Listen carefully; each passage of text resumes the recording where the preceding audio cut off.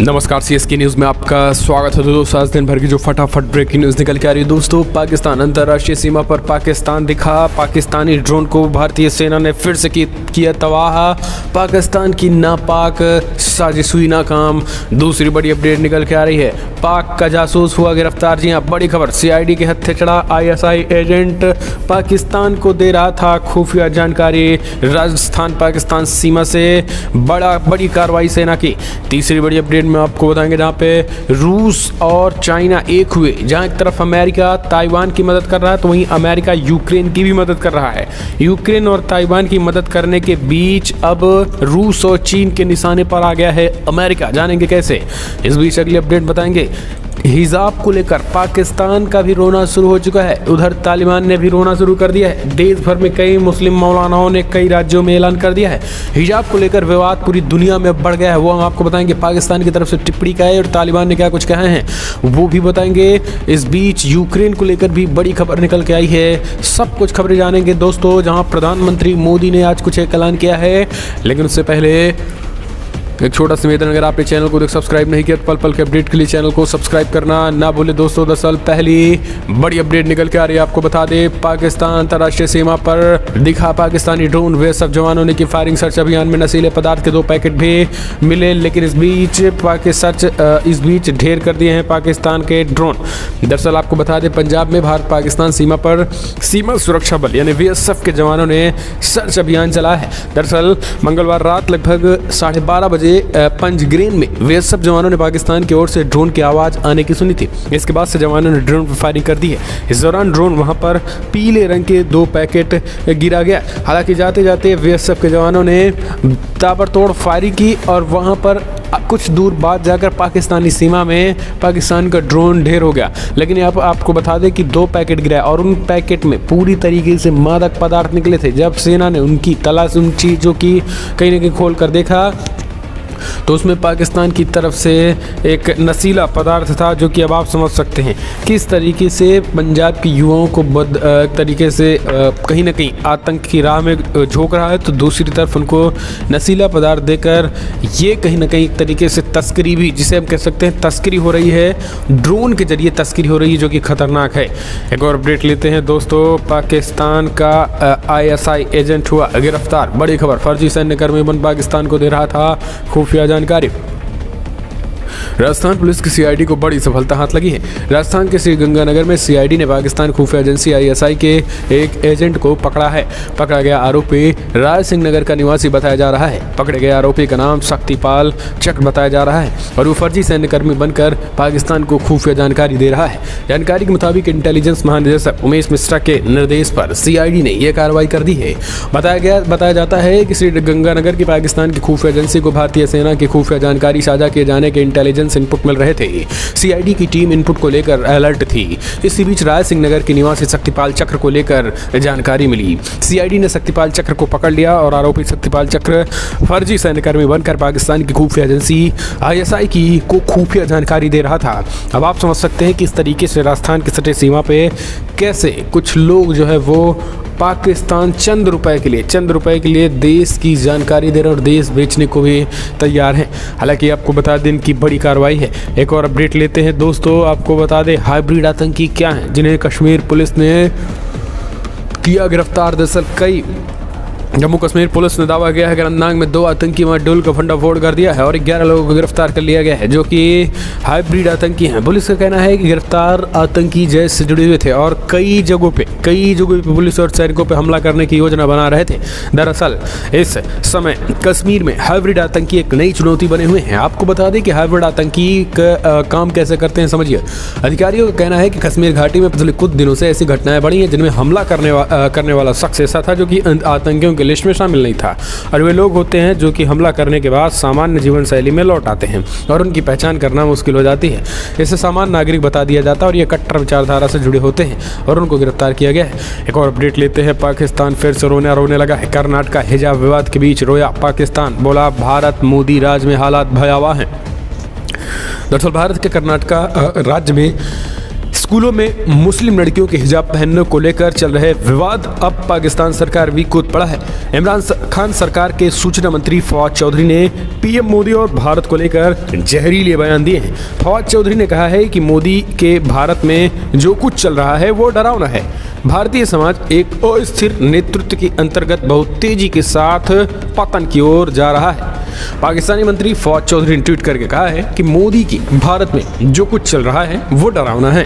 भारतीय समाज अस्थिर नेतृत्व में सुपर स्पीड से पतन की ओर जा रहा है। हिजाब पहनना अन्य ड्रेस की तरह एक निजी पसंद का मामला है। नागरिकों को मुक्त होकर अपने फैसले लेने का अधिकार दिया जाना चाहिए। अल्लाहू अकबर।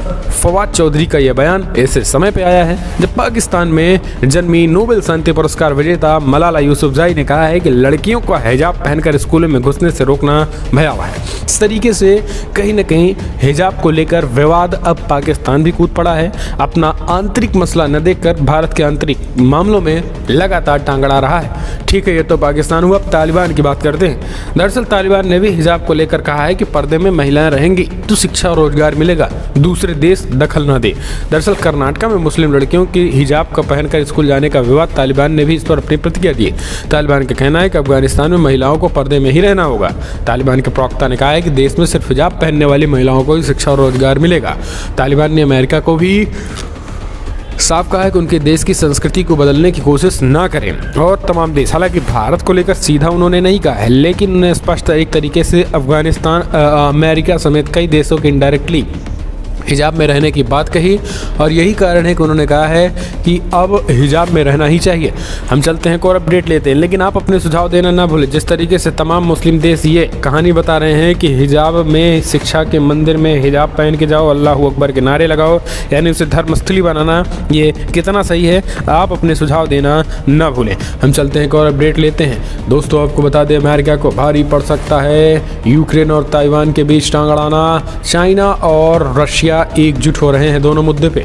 दरअसल चाइना की बात करें तो चीन और रूस की दोस्ती जग जाहिर है। जी हाँ, इस बीच मॉस्को और बीजिंग के बीच कई मसलों पर मतभेद है, लेकिन दोनों देशों के बीच याराना संबंध है। जब तक यूक्रेन को लेकर अमेरिका रूस पर प्रतिबंध लगाने की धमकी दे रहा है तो रूस और चीन के बीच दोस्ती और गहरी होती जा रही है। दरअसल श्याम चरण भारत के विदेश सचिव रहे हैं। उनने चीन और रूस की दोस्ती को लेकर अपनी बात दी है। ट्रिब्यून को एक लेख में लिखा है कि उन्होंने कहा है कि रूसी राष्ट्रपति व्लादिमीर पुतिन के वादों के बावजूद यूक्रेन पर सैन्य हमले का खतरा बना हुआ है। रूस का मकसद कीव में रूसी समर्थक सरकार भी हो सकता है। इससे पहले रूस ने यूक्रेन को नाटो सदस्य नहीं बनाने की गारंटी मांगी थी। उन्होंने कहा है कि अगर गौर किया जाए तो ताइवान और चीन के बीच भी ऐसा हालात है। 2027 से पहले चीन ताइवान पर हमला करेगा। बीजिंग के पास इस क्षेत्र में अमेरिका को हराने के लिए पर्याप्त क्षमताएं हैं। चीन यूक्रेन मसले पर रूस को और रूस ताइवान मसले पर चीन को सपोर्ट करता है। ऐसे में इन दोनों मसले पर चाइना की मुश्किल, अमेरिका की मुश्किलें बढ़ने वाली है। एक और अपडेट लेते हैं। पाकिस्तान प्रधानमंत्री बोले अमेरिका और चीन के बीच मध्यस्थता करना चाहते हैं। कश्मीर मुद्दे का हल बातचीत से ही मुमकिन है। दरअसल पाकिस्तान में एकजुट विपक्ष इमरान खान सरकार के खिलाफ बहुत जल्द अविश्वास प्रस्ताव लाने जा रहा है। माना जा रहा है कि इसी महीने या अगले महीने इमरान सरकार की घर वापसी तय है। बहरहाल शायद सियासी खतरे से बेखबर इमरान और अमेरिका के बीच मध्यस्थता कराने का ख्वाब देख रहे हैं। इससे पहले वो ईरान और सऊदी अरब को भी एक यही ऑफर दे चुके हैं। एक इंटरव्यू में इमरान ने कश्मीर मुद्दे को बातचीत से सुलझाने पर जोर दिया है। कुछ मीडिया रिपोर्ट्स मुताबिक इमरान अगले महीने रूस दौरे पर जा रहे हैं। ये उनका कदम उन्हें अमेरिका से दूर कर सकता है। हम चलते हैं, एक और अपडेट ले लेते हैं। दोस्तों, बड़ी खबर निकल के आ रही है जहां पर मुकेश अंबानी ने वापस लिया गौतम अडानी से एशिया का सबसे बड़े अमीर का ताज। 14 स्थान पर फिसले मार्क जुकरबर्ग। दोस्तों, दुनिया के अरबपतियों की लिस्ट में बुधवार को एक बार फिर बड़ा उलटफेर हुआ। कुछ दिन पहले एशिया और भारत के सबसे बड़े अरबपति मुकेश अंबानी को पछाड़ने वाले अडानी ग्रुप के चेयरमैन गौतम अडानी को एक बार फिर से अंबानी ने पीछे छोड़ दिया है। फोर्ब्स रियल टाइम्स वेलेनियस इंडेक्स के मुताबिक बुधवार सुबह अंबानी की संपत्ति में $2 अरब का इजाफा हुआ था, जबकि अडानी की संपत्ति में $1.5 अरब की सेल लग गई है। इसी वजह से अंबानी ने एक बार फिर एशिया के सबसे बड़े अरबपति बन गए हैं। हम चलते हैं, एक और अपडेट लेते हैं। दोस्तों, आपको बता दें, अब भारत में जो हिजाब की सियासत है यूपी भी पहुंची और जमीयत उलमाए हिंद का ऐलान, रोक का विरोध करने वाली छात्रा को 5 लाख दिया जाएगा। जमीयत उलमाए हिंद महमूद गुट के राष्ट्रीय अध्यक्ष मौलाना महमूद मदनी ने कर्नाटक के महात्मा गांधी कॉलेज उडुपी की वीवी मुस्कान खान को 5 लाख रुपए के इनाम में देने की घोषणा कर दी है। वीवी मुस्कान ने मंगलवार को कॉलेज में हिजाब की रोक के विरोध छात्राओं के प्रदर्शन का नेतृत्व करते हुए धार्मिक नारे लगाए थे। मौलाना मदनी ने कहा है कि देश की बेटियों से अपने संवैधानिक और धार्मिक अधिकारों के लिए सजग रहने चाहिए।